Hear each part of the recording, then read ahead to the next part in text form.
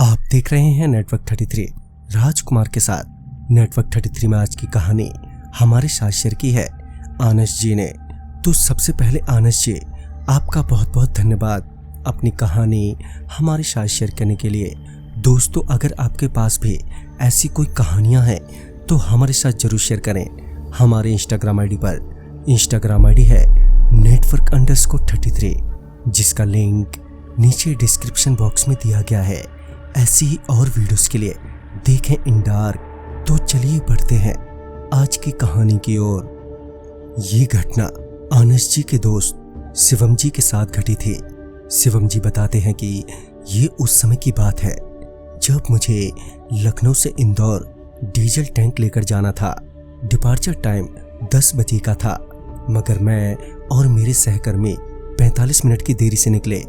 हम अच्छी रफ्तार में बढ़े जा रहे थे बिना किसी रुकावट के, जबकि WDM 3D ट्रेन इंजन हमें दिया गया था जो कि बहुत ही पुराना था, मगर इसके बावजूद भारी भरकम डीजल टैंकों को अच्छे से हैंडल कर रहा था, जिसकी मुझे WDM 3D ट्रेन इंजन से बिल्कुल भी उम्मीद नहीं थी।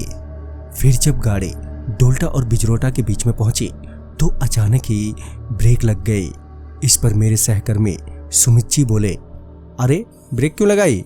इस पर मैंने उनसे कहा, मैंने ब्रेक नहीं लगाई, अपने आप ही रुक गई है। फिर सुमित जी बोले, मुझे पता था ये पुराना इंजन जरूर धोखा देगा, भला इतना लोड कहाँ तक खींचेगा ये। इस पर मैंने सुमित जी से कहा, अब छोड़ो, जो हुआ सो हुआ, अब बताओ आगे क्या करना है? करना क्या है, चलो चेक करो पूरी ट्रेन को। जब हम ट्रेन को चेक करने उतरे तो रात के 2:15 बज रहे थे। अभी मैं उतरा ही था कि सुमित जी ने कहा, आप चलो, मैं जरा फ्रेश होकर नीचे आता हूँ। उसके बाद मैंने पहले तो इंजन की जांच की और उसके बाद आगे डीजल टैंकों की, मगर सुमित जी अभी तक नीचे नहीं आए। मैंने उस रात के अंधेरे में अकेले आगे की जांच करना ठीक नहीं समझा, तो मैं वहीं पटरियों के साइड में जाकर बैठ गया और सुमित जी का वेट करने लगा। तभी सुमित जी ने वॉकी टॉकी पर कहा, मेरे पाँव में चोट लग गई है, आप चेक कर लो पूरी ट्रेन। मुझे उनकी इस बात पर गुस्सा तो आ रहा था, मगर कर भी क्या सकता था।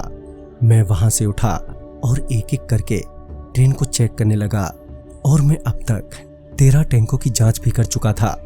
अब मैं ट्रेन के बीचों बीच खड़ा था कि तभी मुझे अगले टैंक से कुछ टपकता हुआ नजर आया। मुझे लगा कहीं डीजल तो नहीं टपक रहा है। फिर पास जाकर देखा तो डीजल नहीं बल्कि खून टपक रहा था। मुझे लगा कि कहीं कोई जानवर तो चपेट में नहीं आ गया, मगर जब मैंने टॉर्च जलाकर चारों तरफ देखा तो वहां ऐसा कुछ भी नहीं था जिससे लगे कि ये किसी जानवर का खून है। फिर मैं थोड़ा और करीब गया तो मुझे किसी का हाथ कटा हुआ दिखा। वो हाथ देखते ही मैं तो सन्न रह गया।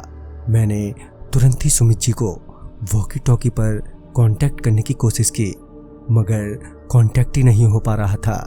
मैं अभी लगातार कांटेक्ट कर ही रहा था कि मुझे लगा कि मेरे पीछे कोई आकर खड़ा हो गया है। मैं डरते हुए पीछे पलटा तो पाया कि एक लड़की खड़ी है जिसका एक हाथ और एक साइड चेहरा नहीं है।